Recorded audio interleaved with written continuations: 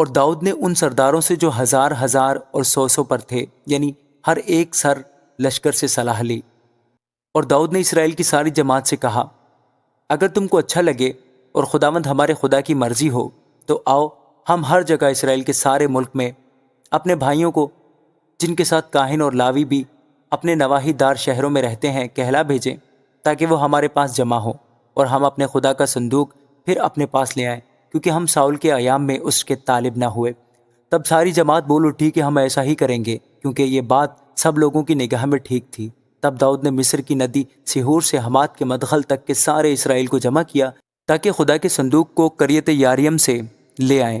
اور داؤد اور سارا اسرائیل بالا کو، یعنی قریت یاریم کو جو یہودا میں ہے، گئے تاکہ خدا کے صندوق کو وہاں سے لے آئیں، جو کروبیوں پر بیٹھنے والا خداوند ہے اور اس نام سے پکارا جاتا ہے۔ اور وہ خدا کے صندوق کو ایک نئی گاڑی پر رکھ کر امیداب کے گھر سے باہر نکال لائے، اور عزا اور اخیو گاڑی کو ہانک رہے تھے۔ اور داؤد اور سارا اسرائیل خدا کے آگے بڑے زور سے گیت گاتے اور بربت اور ستار اور دف اور جھانج اور ترہی بجاتے چلے آتے تھے۔ اور جب کیدون کے کھلیان پر پہنچے تو عزا نے صندوق کے تھامنے کو اپنا ہاتھ بڑھایا، کیونکہ بیلوں نے ٹھوکر کھائی تھی۔ تب خداوند کا قہر عزا پر بھڑکا اور اس نے اس کو مار ڈالا، اس لیے کہ اس نے اپنا ہاتھ صندوق پر بڑھایا تھا، اور وہ وہیں خدا کے حضور مر گیا۔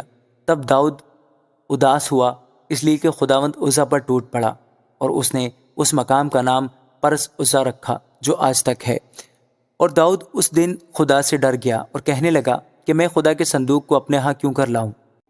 سو داؤد صندوق کو اپنے ہاں داؤد کے شہر میں نہ لایا، بلکہ اسے باہر ہی باہر جاتی عبید ادوم کے گھر میں لے گیا۔ سو خدا کا صندوق عبید ادوم کے گھرانے کے ساتھ اس کے گھر میں 3 مہینے تک رہا، اور خداوند نے عبید ادوم کے گھر اور اس کی سب چیزوں کو برکت دی۔ آمین۔